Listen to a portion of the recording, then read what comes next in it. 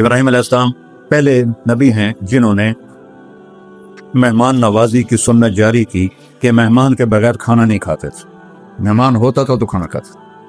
ایک مہمان آ گیا, انہوں نے کھانا رکھا, انہوں نے لقمہ توڑ کے منہ میں ڈال لیا. تو ابراہیم علیہ السلام نے فرمایا بسم اللہ تو پڑھ. وہ کہنے لگا میں تو اللہ کو جانتا ہی نہیں ہے, تو پڑھا کی. تو انہوں نے کھانا اٹھا لی, پڑھ جاؤ, میں کافر نہیں روٹی کھوا سکتا. وہ دروازے تک گیا تھا کہ جبریل آ گیا, اللہ کے خلیل.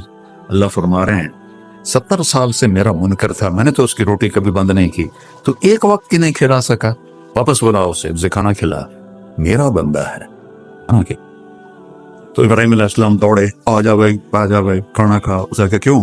کہتے رہے میرا رب نے تیری سفارش کی. کہنے لگا تیرا رب اتنا اچھا ہے, میں اس کو مانتا بھی نہیں, پھر بھی میری سفارش کی ہے, مجھے کلمہ پڑھا دے. اللہ نے ایمان بھی دے دیا. ایک اللہ ہے جس سے سارے مسائل آپ کے حل ہوں. ہر انسان کے پاس ایک حد ہے. تو میں بتا رہا تھا کہ میرا اللہ سنتا کیسے ہے, دیکھتا کیسے ہے, اس کی مثال دی. یرا دبیب النملۃ السوداء علی الصخرۃ السماء فی اللیلۃ الظلماء. تیرے رب کی نظر ایسی طاقتور ہے, کالی رات گھنگور گھٹا ہو, کالے بادل, کالی رات, کالا پہاڑ, کالا پتھر, اس پر ایک کالی چونٹی جا رہی ہے, اس کے اوپر بھی گھاس پھوس اگا ہوا ہے. تو میرا اللہ یہ نہیں فرما رہا چونٹی دیکھ رہا ہوں, میرا اللہ فرما رہا ہے چونٹی کے قدموں سے جو لکیر پڑ رہی ہے تیرا رب وہ بھی دیکھ. موسیٰ علیہ السلام نے کہا ارنی انظر الیک, تھوڑا اپنا نظارہ تو کرا دے. تو اللہ تعالیٰ نے کہا لن ترانی موسیٰ, تیرے بس کا نہیں ہے. موسیٰ علیہ السلام لاڈلے نبی تھے, ہمارے نبی نے فرمایا, وہ اللہ سے ضد کر لیتے تھے کہ نہیں ایک باری تو دیکھنا ہے. اچھا ٹھیک, میں پہاڑ پہ تجلی ڈالتا ہوں, وہ کھڑا رہے گا تو بھی دیکھ لے. فلما تجلی ربہ للجبل, اب یہ عرش کے اوپر سے تجلی آئی ہے, پہاڑ پہ پڑی ہے. جعلہ دکا, پہاڑ ریت بن گیا. وخر موسیٰ صاعقا, اور موسیٰ علیہ السلام بے ہوش ہو کے گئے. کتنی دیر پڑے گئے, ہوش میں تو کہنے یا اللہ میری توبہ ہوں, میں نہیں آگا. اور یہاں سارے پردے ہٹا کر اللہ اور محبوب آمنے سامنے, اور وہ انہی آنکھوں سے دیکھ. جنت میں اللہ نئی آنکھ دے گا جس سے ہم اللہ کو دیکھیں گے, نئے کان دے گا جس سے ہم اللہ کی سنیں. میرے محبوب تو اسی دنیاوی آنکھوں سے اپنے اللہ کو ایسے دیکھ رہے ہیں. اور میرا رب کیا پروٹوکول دے رہا ہے, اب لوگوں کے کیا پروٹوکول ہے, آج جھنڈے ہوتے ہیں کل جیل ہوندی. تو میرا رب کہہ رہا ہے السلام علیک ایھا النبی ورحمۃ اللہ وبرکاتہ. کیا سلام پیش کیا ہے میرے اللہ نے اپنے بندے کو. عبد ہے, عبدہ ورسولہ. اللہ نے کسی انسان کو اپنے صفاتی ناموں سے نہیں نوازا, اور اپنے نبی کو اپنے 2 صفاتی نام عطا فرمائے. بالمؤمنین رؤوف الرحیم, ان ربک لرؤوف الرحیم. ایک طرف اللہ کہتا ہے تیرا رب رؤوف الرحیم ہے, اور زمین پر کہتا ہے میرا محبوب بالمؤمنین رؤوف الرحیم. تو آپ کے لیے رؤوف الرحیم ہے. تو رؤوف وہ ہوتا نرم, حد سے زیادہ نرمی کرنے والا. رحیم ہر وقت رحمت کرنے والا, ہر وقت رحمت کرنے والا. اور اگر تھوڑی سی دھمکی سنائے فَإِن تَوَلَّوْا, اگر مجھے اور میرے حبیب کو چھوڑ دو گے, تو اللہ اپنے حبیب سے کہہ رہے ہیں, ان سے کہہ دو فَقُلْ حَسْبِيَ اللَّهُ, نہ مانو میرا رب مجھے کافی ہے. علیہ توکلت وهو رب العرش العظیم, میرا اسی پر توکل ہے. تو کوئی بھی شعبہ ہو زندگی کا, ہمارے پاس علم تھوڑا ہے, آنکھیں وہاں تک دیکھ رہی ہیں, آگے نہیں, پیچھے نہیں دیکھ رہی, اب ادھر نہیں دیکھ رہی, اب ادھر نہیں دیکھ رہی, اب نیچے نہیں دیکھ رہی. ایک بول رہا ہے اور آپ سن رہے ہیں. یہاں 2 شروع ہو جائیں تو آپ کو کچھ سمجھ میں نہیں آئے گا کہ کیا بولا جا رہا ہے. دیکھنا کمزور, سننا کمزور, سوچ کمزور. انسانی دماغ 4-5% سے زیادہ کام نہیں کرتا, بلکہ وہ سویا ہوا ہے, وہ نہ جنت میں کھولے گا. تو ہماری سوچ ایک وقت میں 2 چیزیں نہیں سوچ سکتے, ایک وقت میں 2 چیزوں پر غور نہیں کر سکتے. تو لہذا فَفِرُّوا إِلَى اللَّهِ, اللہ کی طرف دوڑو. اللہ کی طرف دوڑنے کا اللہ سورہ نساء میں کہا فَلَا وَرَبِّكَ لَا يُؤْمِنُونَ حَتَّى يُحَكِّمُوكَ فِيمَا شَجَرَ بَيْنَهُمْ. میرے محبوب, یہ پہلی قسم ہے قرآن کی, جو قرآن میں قسمیں ہیں، سورہ نساء پہلی قسم ہے، اور اتنا اس میں اظہار محبت ہے جس کو کسی بھی زبان میں منتقل نہیں کیا جا سکتا۔ میں کوشش کرتا ہوں تھوڑا واضح کرنے۔ قسم کھانے والا خود رب ہے، خود آپ ہے، اور کیا کہہ رہا ہے؟ مجھے آپ کے رب کی قسم۔ اس سے لگتا ہے کہ قسم کھانے والا رب کوئی اور ہے اور رب محمد کوئی اور ہے۔ عربی میں جب اظہار محبت کو پیک پہ پہنچایا جائے، جس کے آگے اوپر کوئی چوٹی نہ ہو ہمالیہ کی طرح، تو وہاں یہ تکلم کا سلیقہ اور طریقہ ہوتا ہے جس کو اللہ نے صرف اپنے حبیب کے لیے استعمال کیا۔ فدا و ربک، مجھے آپ کے رب کی قسم۔ سبحان، نہیں، میں اس کو جو محسوس کر رہا ہوں وہ میں آپ کو بتا نہیں سکتا ہوں۔ جب اللہ نے مجھے عربی پڑھنے کی توفیق نصیب فرمائی، کہاں گورنمنٹ کالج اور کہاں گانا بجانا، کہاں اللہ نے راستہ موڑ دی، تو یہاں اتنا اظہار محبت ہے جس کو سمیٹا نہیں جا سکتا۔ تو اس کے بعد ہے فلا و ربک، مجھے آپ کے رب کی قسم۔ اللہ اپنی قسم کیسے اٹھا رہا ہے؟ اپنے نبی سے جوڑ کر، مجھے آپ کے رب کی قسم۔ یہ آباد والوں کو بتا دو، جب تک آپ کی غلامی نہیں کریں گے میرے نظروں میں کوئی حیثیت نہیں ہے۔ شاید برج خلیفہ سے بھی بڑا ٹاور بنا دیں، کوئی حیثیت نہیں۔ یہاں حیثیت کا سکہ محمدیت پر ہے، نہ کہ پیسے پر، نہ کہ شکل و صورت پر، نہ کہ کسی اور نسبت پر۔ ایک ہی سکہ ہے، وہ ہے محمد رسول۔ جب ہمارے نبی تشریف لے گئے معراج، تو آپ نے عرض کی، یا اللہ، اتخذت ابراہیم خلیلا وموسیٰ کلیما وألنت لداود الحدید وسخرت لسلیمان الریاح وأحییت لعیسی الموتى فماذا جعلت لی؟ یا اللہ، یہ معراج، موسیٰ علیہ السلام نے کہا، ارنی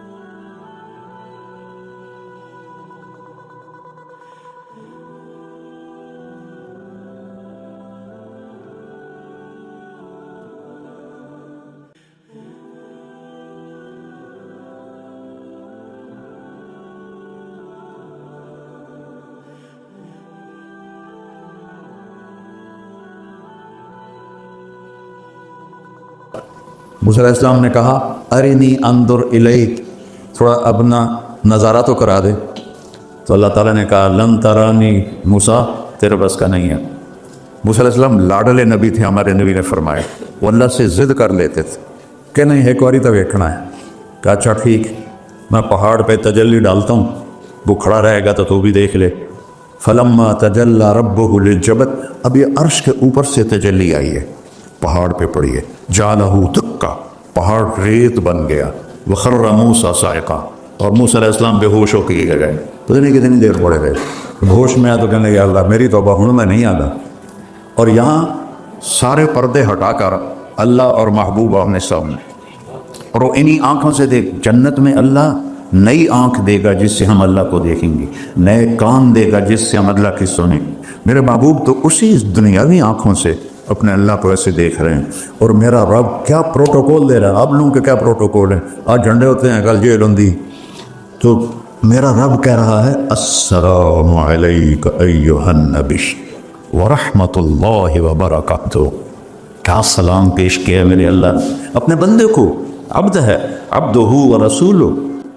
عطیات میں پڑھتے ہیں واشہد ان محمدا عبدہ ورسولہ, اللہ کے بندے ہیں رسول ہیں. اللہ کہہ رہا ہے السلام علیک ایھا النبی, اے عزت والے نبی, ایھا النبی, ورحمۃ اللہ, اور میری رحمت, وبرکاتہ, اور میری برکتیں.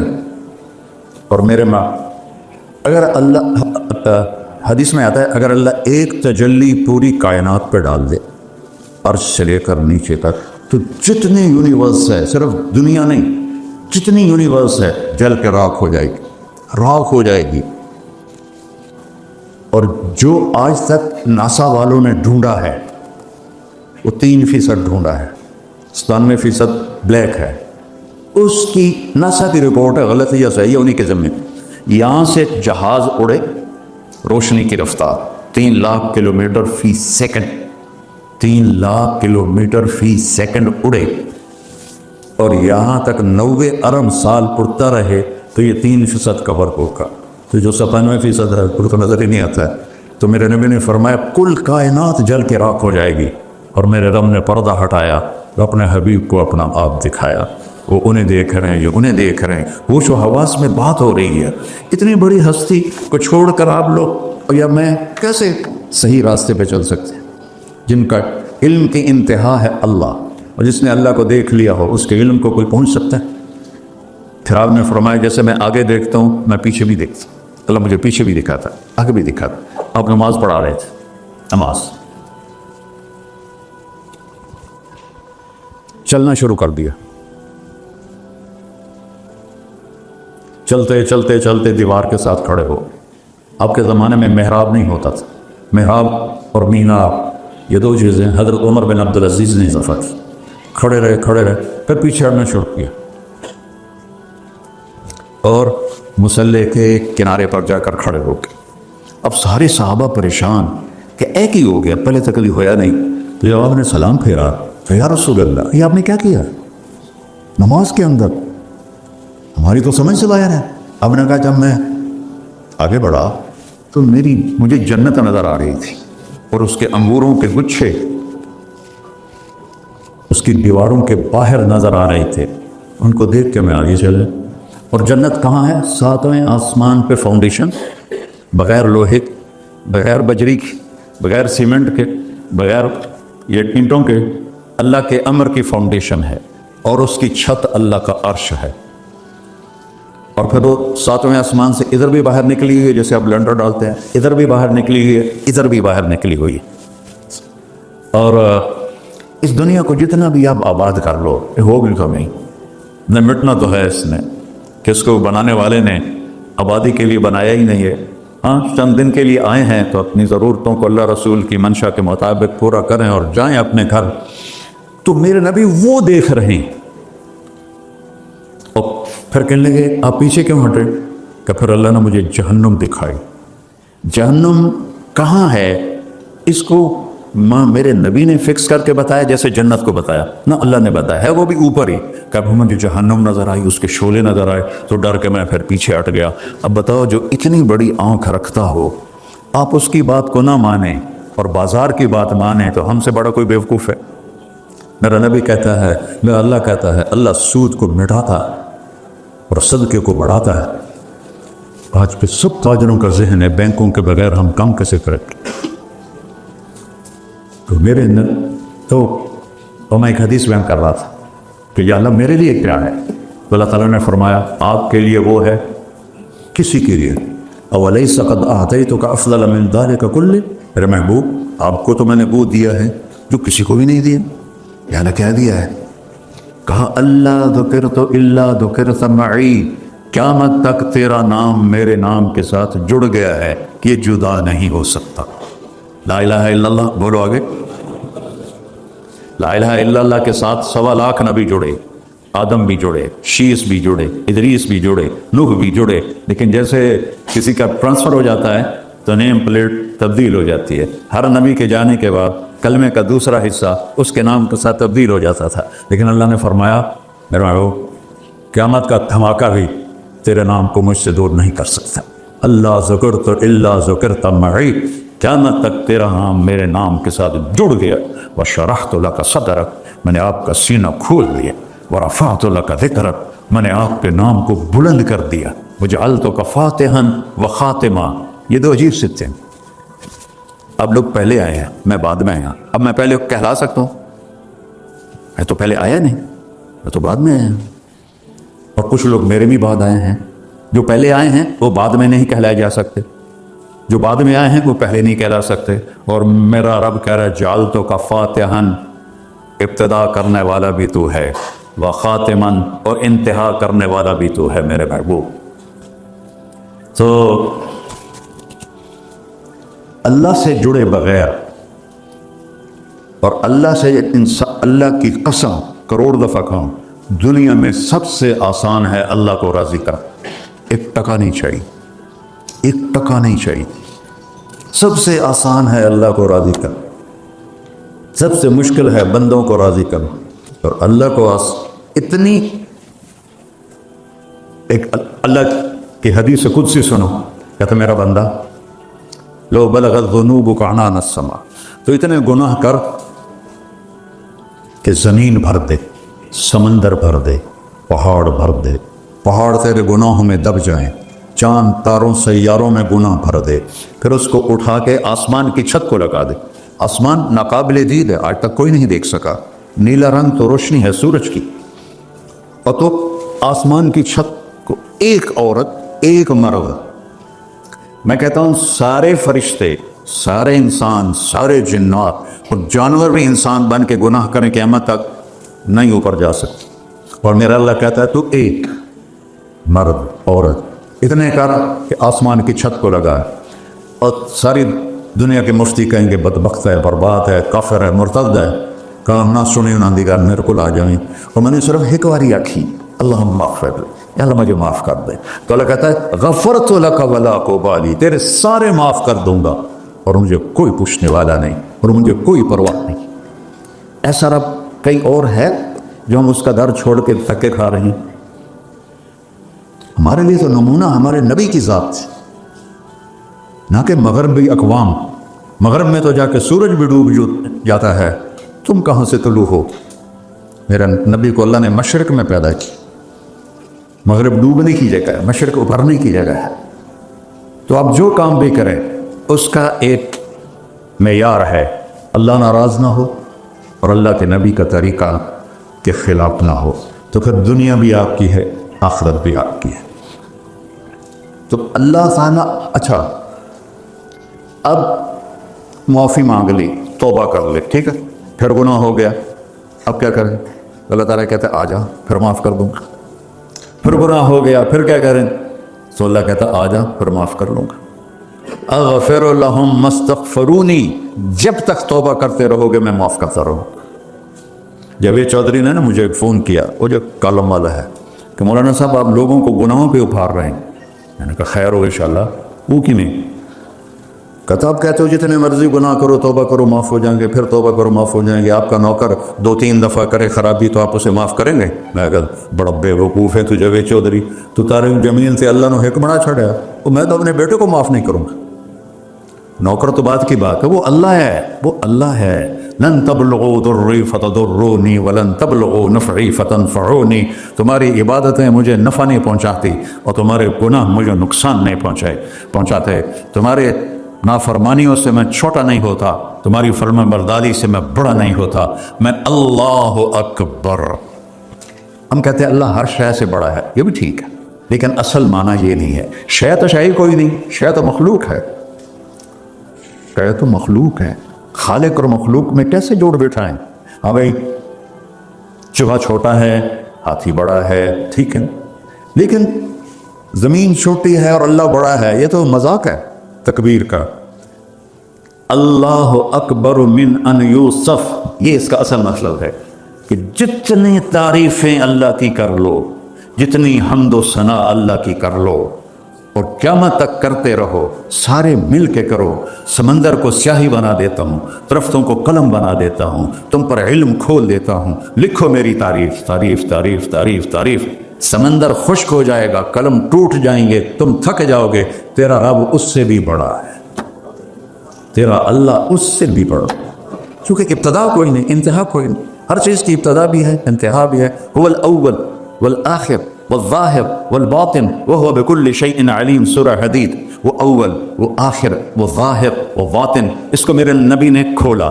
انت الاول فلیس قبلک شیء، تو وہ اول ہے جس سے پہلے کچھ بھی نہیں ہے۔ وانت الآخر فلیس بعدک شیء، تو وہ آخر ہے جس کے بعد بھی کچھ نہیں ہے۔ وانت الظاہر فلیس فوقک شیء، تو اتنا بلند ہے کہ تیرے اوپر کچھ نہیں ہے۔ وانت الباطن فلیس دونک شیء، تو اتنا چھپا ہوا ہے کہ تجھ سے کوئی چیز چھپ نہیں سکتی۔ وسع سمعہ الاصوات، اللہ تعالیٰ کہتا ہے اس وقت میں نے ایک جگہ پڑھا تھا، ٹھیک ہے یا غلط، اس وقت دنیا میں 6000 زبانیں بولی جا رہی، اسے پہلے بھی ہزاروں میں تھی، آئندہ بھی ہزاروں آئیں گی، 6000 اس وقت بولی جا رہی۔ اور اللہ تعالیٰ فرما رہا ہے تم سارے بولی تو رہے ہو، میں بھی بول رہا ہوں، اب سارے بازار بول رہا ہے، ساری دنیا بول رہی ہے، چرند پرند بول رہے ہیں۔ اللہ تعالیٰ فرماتے ہیں سب کی سنتا، کوئی غلط فہمی نہیں لگتی۔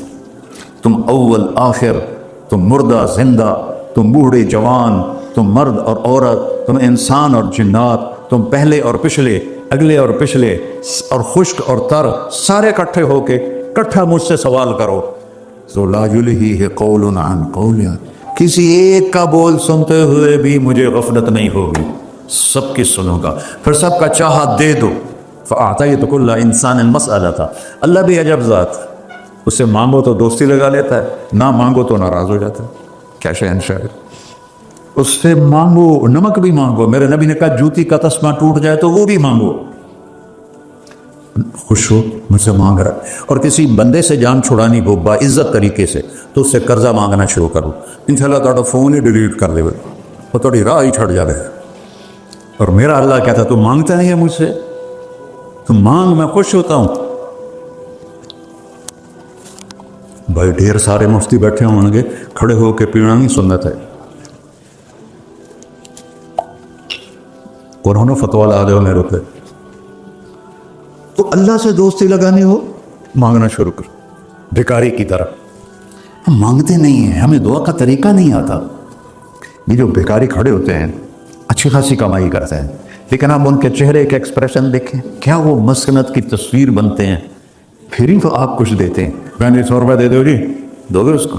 ہم اللہ سے ایسے دعا مانگتے ہیں، اللہ کو اپنا دکھڑا سناؤ، اپنا غم سناؤ، اپنی تکلیفیں سناؤ، یا اللہ میرے ساتھ یہ ہوا، یا اللہ میرے ساتھ یہ ہوا، اب میرے ساتھ یہ ہو رہا ہے، تیرے تو سوا کون ہے، میں کتنے جاؤں، کرنا میرا کم، کر نہیں کرنا پھر بھی کر۔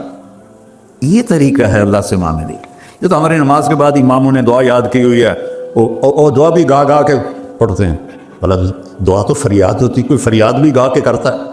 اللہ نے ہمارے امام مساجد کو ہدایت دے، یہ دعا بھی ترنم میں پڑھ رہا، تو ترنم تو خوشی کے موقع پر ہوتا ہے، اور دعا تو فریاد ہوتی ہے، فریادی بن کے مانگو، کہتا آ جاؤ دروازے کھول دوں گا۔ اور عجب بات بتاؤں، ایمان کی شرط نہیں لگائی، اسلام کی شرط نہیں لگائی، نیک ہونے کی شرط نہیں لگائی، ایک شرط لگائی ہے، امن یجیب المضطر اذا دعاہ۔ ہندو، مسلم، کافر، مشرک، مومن میرے آگے رو کے مانگ لے تو دے دوں۔ انہوں پتہ نہیں کہ سارے مسلمان نہیں ہیں، مسلمان تو تھوڑے سے ہیں، 1.25 ارب، باقی تو سب غیر مسلم ہیں۔ وہ رب العالمین اس نے اپنا انٹروڈکشن کرایا ہے، الحمدللہ رب المسلمین تو نہیں کہا، رب العالمین کہا۔ ابراہیم علیہ السلام پہلے نبی ہیں جنہوں نے مہمان نوازی کی سنت جاری کی کہ مہمان کے بغیر کھانا نہیں کھاتے تھے، مہمان ہوتا تھا تو کھانا کھاتے تھے۔ ایک مہمان آ گیا, انہوں نے کھانا رکھا, انہوں نے لقمہ توڑ کے منہ میں ڈال لیا. تو ابراہیم علیہ السلام نے فرمایا بسم اللہ تو پڑھ. وہ کہنے لگا میں تو اللہ کو جانتا ہی نہیں ہے, تو پڑھا کی. تو انہوں نے کھانا اٹھا لی, اڑ جاؤ, میں کافر نہیں روٹی کھوا سکتا. وہ دروازے تک گیا تھا کہ جبریل آ گیا, اللہ کے خلیل. اللہ فرما رہے ہیں 70 سال سے میرا منکر تھا, میں نے تو اس کی روٹی کبھی بند نہیں کی, تو ایک وقت کی نہیں کھلا سکا, واپس بلاؤ اسے کھانا کھلا, میرا بندہ ہے. تو ابراہیم علیہ السلام دوڑے, آ جا بھائی کھانا کھا. اسے کہا کیوں؟ کہ تیرے میرا رب نے تیری سفارش کی. کہنے لگا تیرا رب اتنا اچھا ہے, میں اس کو مانتا بھی نہیں, پھر بھی میری سفارش کی ہے, مجھے کلمہ پڑھا دے. اللہ نے ایمان بھی دے دیا. ایک اللہ ہے جس سے سارے مسائل آپ کے حل ہوں. ہر انسان کے پاس ایک حد ہے. تو میں بتا رہا تھا کہ میرا اللہ سنتا کیسے ہے, دیکھتا کیسے ہے, اس کی مثال دی. یرا دبیب النملۃ السوداء علی الصخرۃ السماء فی اللیلۃ الظلماء. تیرے رب کی نظر ایسی طاقتور ہے, کالی رات گھنگور گھٹا ہو, کالے بادل, کالی رات, کالا پہاڑ, کالا پتھر, اس پر ایک کالی چیونٹی جا رہی ہے, اس کے اوپر بھی گھاس پھوس اگا ہوا ہے. تو میرا اللہ یہ نہیں فرما رہا چونٹی دیکھ رہا ہوں, میرا اللہ فرما رہا ہے چونٹی کے قدموں سے جو لکیر پڑ رہی ہے تیرا رب وہ بھی دیکھ. کیا دیکھنے والا ہے. بڑا اسے ہینکی پھینکی ہو سکتی, اسے دو نمبری ہو سکتی. بلا رسلنا لدیہم یکتبون, جو بول رہے ہو, جو کر رہے ہو, یہاں دو بیٹھے ہیں, لکھے جا رہے ہیں. ما یلفظ من قول الا لدیہ رقیب عتید, تمہاری زبان سے بول نکلتے ہی فرشتہ اچک کے فائل میں لے لیتے. اور قیامت کے دن کہے گا اقرأ کتابک وَكُلَّ إِنسَانٍ أَلْزَمْنَاهُ طَائِرَهُ فِي عُنُقِهِ وَنُخْرِجُ لَهُ يَوْمَ الْقِيَامَةِ كِتَابًا مَنشُورًا اقرأ کتابک کفیٰ بنفسک اليوم علیک حسیبا. میرے بندے یہ تیری فائل ہے, یہ کھول کے تمہیں دکھا رہا ہوں. کوئی ایک غلط لکھا ہو زیادہ کم مجھے بتا. کہے گا مارے ہاتھ الکتاب, مارے آ گیا. وہ ایک ہی ہو جائے کتاب ہے, لا یغادر صغیرۃ ولا کبیرۃ الا احصاها, اس نے تو میری ہر نکی سکھی چھوٹی بڑی ساری محفوظ کر دی. اللہ سے معاملہ ہے, اللہ سے معاملہ ہے. اور اللہ سے معاملہ اللہ کو راضی کرنا کتنا آسان. آپ لوگ آپس میں بھی کبھی کھڑ کھپڑ جاتے ہو, بابا من اسے معاملہ نہیں کرنا, اسے یہ نہیں کرنا, اسے وہ نہیں کرنا, اور پھر موت تک بھی ان سے سلام نہیں کرتے. اور میرا اللہ کہتا ہے ساری زندگی گناہ میں گزار کے ایک دفعہ توبہ کر, سارے معاف کر. ترمذی شریف کا ایک واقعہ سنا تھا. میرے نبی نے فرمایا موسیٰ علیہ السلام کی قوم میں ایک نوجوان تھا مالدار, اس کا نام تھا کفی. روزانہ نئی لڑکی لاتا تھا رات کو, روزانہ نئی لڑکی اس کے کمرے میں آتی تھی. ایک رات ایک ایسی حسین لڑکی تھی, اس کے لیے 60 دینار 4.5 ماشے کا 1 دینار ہوتا ہے, وہ 250 ماشے کے تولے بنا کر پھر ان کو 3 لاکھ سے ضرب دو تو پھر آپ کو پتہ چلے گا کہ اس کے پاس دولت کتنی تھی اور اس نے خرچ کیا کیا تھا. تو جب وہ کمرے میں آیا تو اس نے دیکھا وہ لڑکی رو رہی تھی. تو کفل نے کہا میں زبردستی تو نہیں لایا, رضامندی سے تیری لایا. تو اس نے روتے ہوئے کہا کفل میں بازاری عورت نہیں ہوں, مجھے بھوک نے یہاں پہنچا ہے. جیسے مولا یوسف میرا بیٹا بتا رہا تھا, جب میں طوائفوں سے ملا تو میں نے ان کی دبد بھری کہانیاں سنی, میری آنکھیں نہیں, میرے دل رو رہا, میرا کلیجہ پھٹ رہا کہ ان کو طوائف بنانے والے یہ بڑے لوگ ہیں. غریبوں کی عزتیں بکتی ہیں اس وقت جب مالدار لوگ سخاوت چھوڑ دیتے, تو غریبوں کی بیٹیوں کے ماتھے کا طوائف کا دھبا لگ جاتا ہے. اس قدر میں نے ایک کو کہہ دیا بیٹی, وہ رونے لگی. مولانا صاحب سان تک کوئی بیٹی نہیں آتا, تو سیڈے بڑے عالم ہو, مینو بیٹی آخر ہے. ہاں انشاءاللہ کافی ٹائم. کفل نے جب اس کے آنسو دیکھے تو اس کو بھی رونا آ گیا. کہنے لگا تو میری بہن ہے, اسی عزت سے واپس چلی جا, پیسے بھی لے جا, اور میرے لیے دعا کر, میں انسان نہیں ہوں, اللہ مجھے معاف کر دے. وہ لڑکی چلی گئی. کفل کو نہیں پتا کہ چند لمحے بعد کیا ہونے والا ہے. سڈن ڈیتھ ہو گئی اس کی, مر گیا. سارا شہر جانتا ہے کہ یہ انتہائی غلیظ انسان ہے, اور میرا اللہ اس کی توبہ دیکھ چکا ہے. اب اگر یہ اگلی بات بتانے لگا ہوں، یہ نہ ہوتی تو اس کو کوئی دفن کرنے نہ جاتا، پتھروں میں دبا دیتے۔ جب صبح ہوئی، کفل کے دروازے پر نورانی سطر سے لکھا ہوا تھا، ان اللہ قد غفر للکفل، اللہ نے کفل کو معاف کر دیا، جاؤ اس کو عزت سے ہمارے پاس پہنچا۔ بتاؤ اس اللہ سے معاملہ کرنا کتنا آسان ہے، وہ سارے خزانوں کا مالک ہے، اس کے بتائے ہوئے طریقے کو چھوڑ کر ہم کہتے ہیں کہ کام بنے گا، اور اس کی بتائی ہوئی لائن پر کہتے ہیں کام نہیں بنے گا۔ اوپر اللہ رؤوف الرحیم، نیچے اللہ کا محبوب رؤوف الرحیم، ہم تو دو مہربانوں کے درمیان ہیں۔ اور یا ابا سفیان جئتکم بکرامت الدنیا والآخرہ، ابو سفیان دنیا اور آخرت کی عزت چاہیے تو میرے پیچھے چلنا پڑے گا، اس کے علاوہ کوئی راستہ نہیں ہے، کوئی راستہ نہیں ہے، کوئی راستہ نہیں۔ ایک ہی طریقہ باقی ہے، ایک ہی راستہ باقی ہے، وہ ہے محمد رسول اللہ۔ لا یؤمنون حتی یحکموک فیما شجر بینہم، اپنے ہر معاملے میں جب میرے نبی آپ کو فالو کریں گے تو میں ان کا بن جاؤں گا، یہ میرے بن جائیں گے، یہ مانگیں گے میں دوں گا، یہ سوال کریں گے میں پورا کروں گا، یہ مدد مانگیں گے میں مدد کروں۔ کیوں ہماری دعائیں اٹکی ہوئی ہیں؟ کہ ہم باغی لوگ ہیں، ہم باغی مسلمان ہیں، ہم باغی مسلمان ہیں۔ شام پہ پہلا اٹیک ہوا، عمرو بن عاص رضی اللہ تعالیٰ عنہ، 8,000 کا لشکر، ان کو روم کو خبر ہو گئی تھی تو انہوں نے 1,00,000 کا لشکر بھیج دیا تھا۔ جرجیس اس کا سالار تھا، رومن بادشاہ کا بھائی، تو وہ 8,000 1,00,000 نے ان کو گھیرے میں لے لیے۔ تو حضرت واصلہ رضی اللہ تعالیٰ عنہ اس جنگ میں شریک ہیں، وہ کہتے ہیں کہ ہمیں یقین ہو گیا آج ہماری قبریں یہاں بنے گی، اور عرب کی عادت تھی جنگ میں شعر پڑھتے تھے ابھارنے کے لیے، لیکن حضرت واصلہ فرماتے ہیں اس دن ہمیں شعر بھول گئے، ہماری زبان پہ ایک لفظ تھا، یا رب محمد انصر امت محمد، اے رب محمد امت محمد کی مدد فرما۔ کہ یہ ہماری زبان پر تھا، تلوار ہاتھ سے چل رہی تھی، زبان اللہ کو پکار رہی تھی۔ حضرت عبداللہ بن عمر، حضرت عمر کے بیٹے بھی اس جنگ میں شریک ہیں، فرماتے ہیں جب سورج ڈھلا تو ہم بار بار آسمان کو دیکھ رہے تھے، میں نے جب اوپر نگاہ دوڑائی تو میں نے دیکھا انفرجت فی السماء فرجۃ، آسمان کا دروازہ کھل گیا، وخرجت منہا خیول شہب، اور اس سے شہابی رنگ کے گھوڑے اور ان کے اوپر سوار، ان کے سروں پہ سفید پگڑیاں، اور سب سے آگے ایک سوار تھا جس کے ہاتھ میں لمبا نیزہ تھا، وہ وہاں سے پکار رہا تھا، ابشروا یا امت محمد، اے امت محمد تمہیں بشارت، قد اتاکم اللہ بالنصر، اللہ تمہاری مدد کو آ گیا۔ فرماتے ہیں وہ ایسے آئے اور ہمارے اندر غائب ہو گئے، اور آدھے گھنٹے بعد 1,00,000 کا لشکر دوڑ رہا تھا 8,000 کے سامنے۔ کبھی ہم بھی تم میں بھی چاہا تھی، کبھی ہم بھی تم میں بھی راہ تھی، کبھی ہم بھی تم بھی تھے آشنا، تمہیں یاد ہو کہ نہ یاد ہو۔ میرے نبی کی زندگی مکمل نمونہ ہے، مکمل، اس کو فالو کرنا ہے، پھر بلڈر بنو، ذمہ دار بنو، پھر ڈاکٹر بنو، پھر تاجر بنو، سائنسدان بنو، عورت ہے مرد ہے جو بھی ہے، کامیابی اس کے ماتھے کا جھومر بن جائے گا کہ وہاں ایک ہی سکہ چلتا ہے، وہ محمد رسول اللہ ہے۔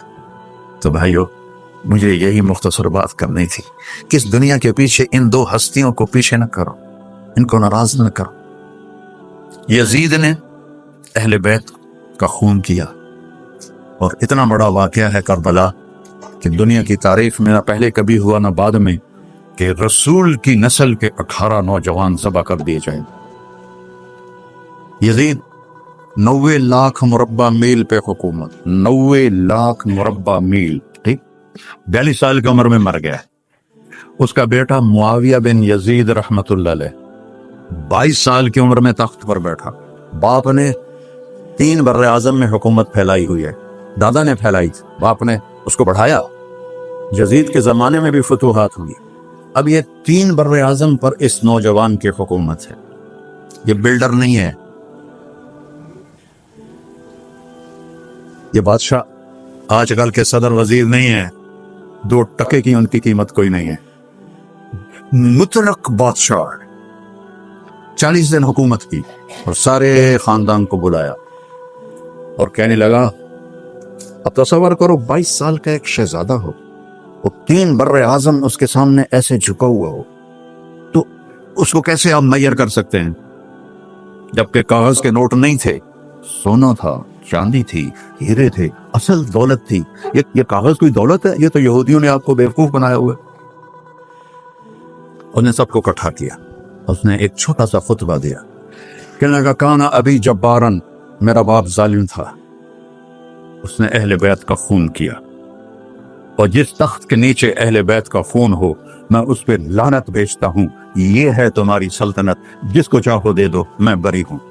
3 بر اعظم کی حکومت اللہ رسول پہ قربان کر کے گھر بیٹھ گیا، اور آج اس کو کس عزت کے ساتھ میں سنا رہا ہوں۔ اس کے باپ کو بولتے ہوئے میرا لہجہ کیسا تھا، اس کے بیٹے کو بولتے ہوئے میرا لہجہ کیسا ہے۔ 3 بر اعظم کی سلطنت چھوڑ دی کہ اس کے نیچے اہل بیت کا خون ہے، مجھے نہیں چاہیے۔ تو اللہ اور اس کے رسول کو راضی کرنے کے لیے بڑے سے بڑا سودا بھی سستا ہے، بڑے سے بڑا سودا بھی سستا ہے۔ ایک صحابی آئے، یا رسول اللہ، میرے پڑوسی ہے، اس کی کھجور ایسے میرے گھر میں آتی ہے، اس پر جب پھل پکتا ہے تو وہ گرتا ہے، میرے چھوٹے چھوٹے بچے اٹھا کے کھانے لگتے ہیں، ادھر سے بھاگ کے آتا ہے ان کے منہ سے نکال لیتا ہے۔ اس کی تو منت کریں کہ اتنے سخت منافق تھا، اس کی اتنی سختی نہ کریں۔ تو آپ نے اسے بلایا، کہا بھائی ایک سودا کرتے ہو؟ کہا جی، یہ کھجور مجھے دے دو اور میں جنت میں کھجور دنوں لے کے دیتا ہوں۔ کہنے لگا یا رسول اللہ، کوئی اور آپ فرماتے تو میں ضرور حاضر کر دیتا، یہ کھجور تو مجھے میرے بچوں کو بہت پسند ہے، میں تو معافی چاہتا ہوں۔ اٹھائی منافق تو اس نے معافی مانگنی تھی۔ وہاں ایک صحابی بیٹھے تھے، ابو الدحداء، جب وہ چلا گیا تو کہنے لگے یا رسول اللہ، اگر میں آپ کو یہ کھجور لے کے دے دوں تو مجھے جنت میں کھجور لے کر دیں گے؟ کہنے لگے ہاں، سودا پکا ہے۔ تو وہ گیا اس کے پیچھے، کہنے لگا بھائی کھجور بیچو گے؟ کہا نہیں۔ کہا بھائی بیچ دو۔ ارے جا میں نے رسول اللہ کو نہیں بیچی، تجھے کیسے بیچوں گا؟ انہوں نے کہا منہ مانگی قیمت لے لے، منہ سے بول کیا لینا چاہتا۔ ابو الدحداء کا باغ تھا تیار، 600 کھجوریں، میں ذمہ دار ہوں، مجھے پتا ہے کہ 600 کھجوروں کی کتنی قیمت ہوتی ہے۔ جیسے آپ بلڈنگ کو جانتے ہیں، میں نہیں جانتا، آپ ذمہ داروں کو نہیں جانتے، میں جانتا ہوں۔ 600 کھجوروں کا باغ، تو اس نے اس کو لاجواب کرنے کے لیے کہا اپنا باغ دے دے، کھجور لے لے۔ اب یہ کہتا ہے پھرو گے تو نہیں؟ آپ لوگ تاجر بیٹھے ہیں، اس کے بول کی طاقت دیکھو، اس سے کہہ رہا ہے اب معاہدے سے پھرو گے تو نہیں؟ انہوں نے کہا میں پاگل ہوں جو پھراؤں، میں نے 600 کھجوروں کا باغ لب پہ۔ انہوں نے کہا چل ڈن، 600 کھجوروں کا باغ تیرا اور یہ کھجور میری۔ اور وہاں سے سیدھا گیا اپنے باغ میں۔ کھجوروں کا زمانہ تھا تو مدینے والے کھجوروں کے پھل کے زمانے میں باغ میں شفٹ ہو جاتے تھے، چھوٹے چھوٹے بنائے ہوتے تھے کمرے، وہاں بچے وہ سب رہتے تھے، کھجوروں کی پہرہ داری بھی اور توڑنا بھی۔ تو وہ ہائے قربان جاؤں نبی کے صحابہ پر، وہ باغ میں اندر نہیں گئے، باہر کھڑے ہو گئے کہ کہیں نیت نہ بدل جائے، اتنا بڑا باغ دیتے ہوئے۔ باہر سے پکارا ام الدحداء بیگم، کہ جی کہ باہر آ جاؤ، بچوں کو بھی لے کے آ جاؤ۔ کیا ہوا؟ کہا میں نے باغ بیچ دیا۔ انہوں نے کہا کتنے میں؟ کہ جنت میں کھجور مل گئی۔ وہ کہنے لگی ربح البیع ربح البیع ربح البیع، واہ ابو الدحداء کیا سودا کیا تو، کیا سودا کیا تو۔ کہ عورتیں زیادہ شور میں جاتی، مروا دیتا ہے، بچے کے تو کھاسیں تمہیں کے تو کھاساں، ربح البیع۔ اس کے بعد بھاگا ہوا آیا اللہ کے نبی کے پاس، یا رسول اللہ میں نے کھجور خرید، آپ اس انصاری کو دے دیں۔ آپ نے پوچھا کتنے میں خریدی ہے؟ کہ سارا باغ دے دیا ہے، کھجور لے لی۔ آپ نے کہا پہلا سودا کینسل، کم من عذق رداح ودار فیاح لأبی الدحداء، اب تیرے لیے میں دیکھ رہا ہوں تیرے رب نے جنت میں کھجوروں کے باغ لگا دیے ہیں، اور تیرے کوٹھے کی جگہ کھجوروں میں محل بنا دیے ہیں سونے چاندی کے۔ جنت میں تو مٹی نام کی شے کوئی نہیں، لوہے نام کی شے کوئی نہیں، ایک ہر گھر ایک اینٹ سونے کی، ایک چاندی کی، ایک زمرد کی، ایک یاقوت کی، مشک کا گارا اور زعفران کی گھاس، اور اس کا لنٹر اللہ کا عرش ہے۔ تو سودے کر گئے، اب سب کچھ کرو، اللہ رسول کو پیچھے نہ چھوڑو، کیونکہ ہمیشہ تو زندہ نہیں رہنا، چلے جانا ہے۔ دنیا میں سب سے بڑا محل بنایا تھا کسرا نے، نوشیروان کے پوتے خسرو پرویز نے، جس نے ہمارے نبی کا خط پھاڑا تھا۔ 40,000 پلرز پر وہ گھر تھا۔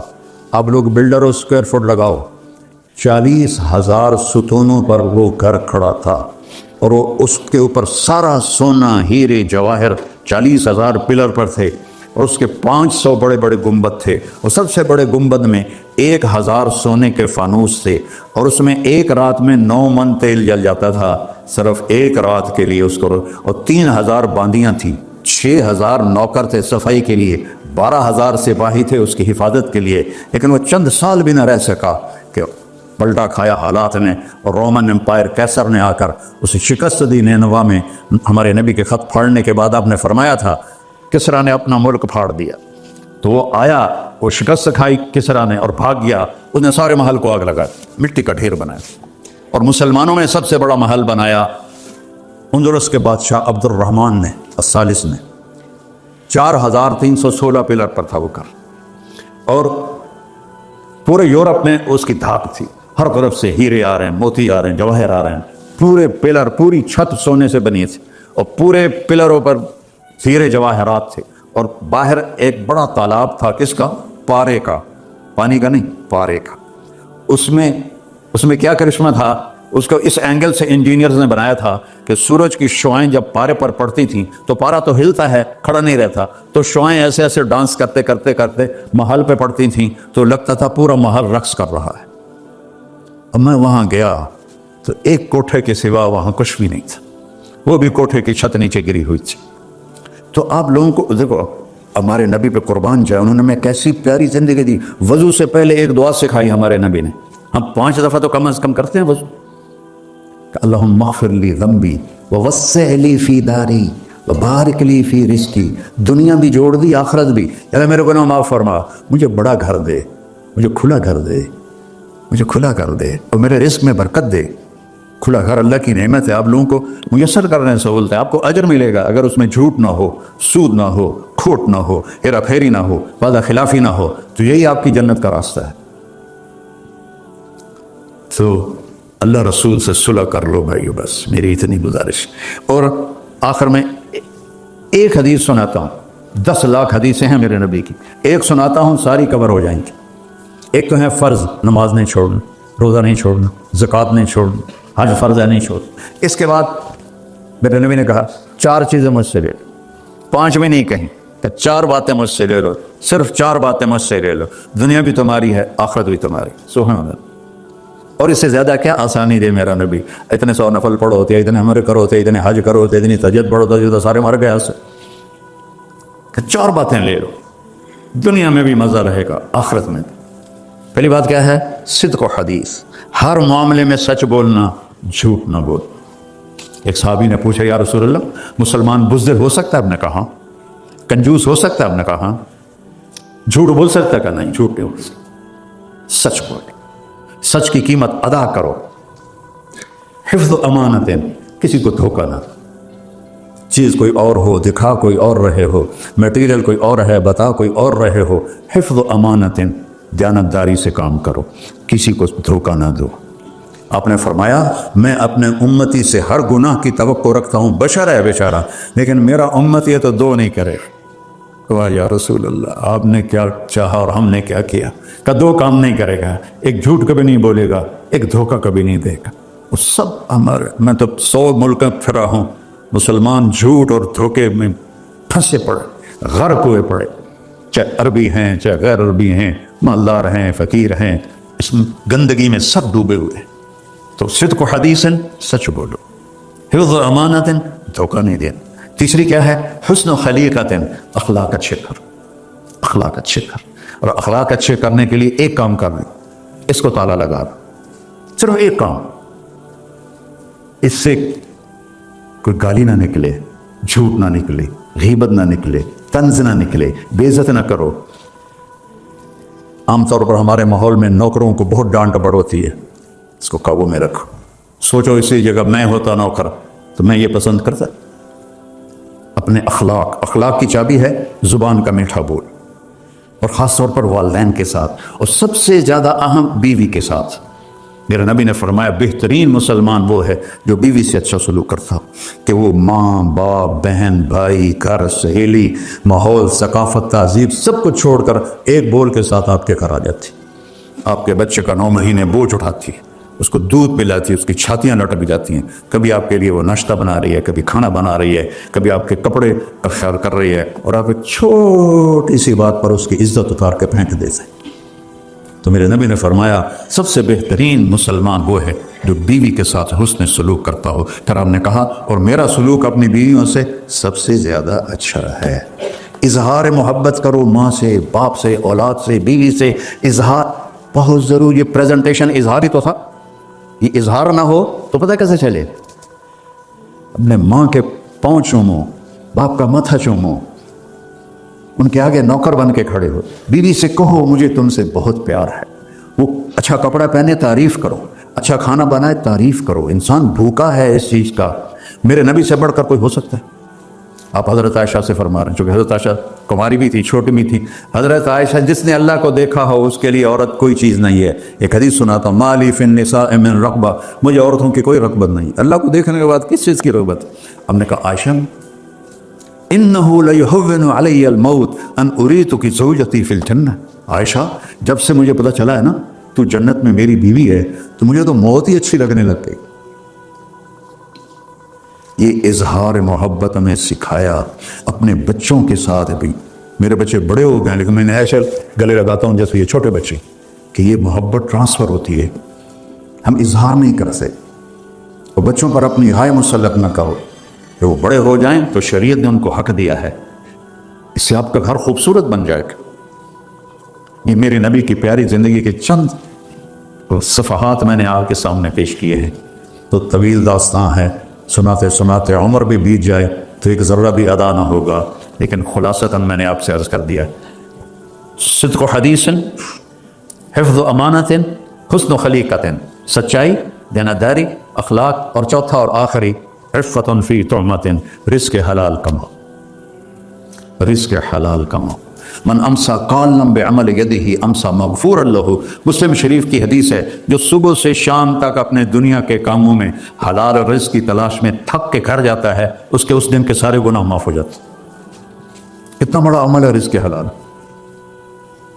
بندگی بن جاتا ہے۔ آپ نے ایک صحابی کو دیکھا، ان کے ہاتھوں پہ چھلے نہیں، وہ جو مزدوروں کے نشان ہوتے ہیں نا، کئی چلا چلا کے، وہ تھے۔ تو آپ نے ان سے پوچھا سعد یہ کیا ہے؟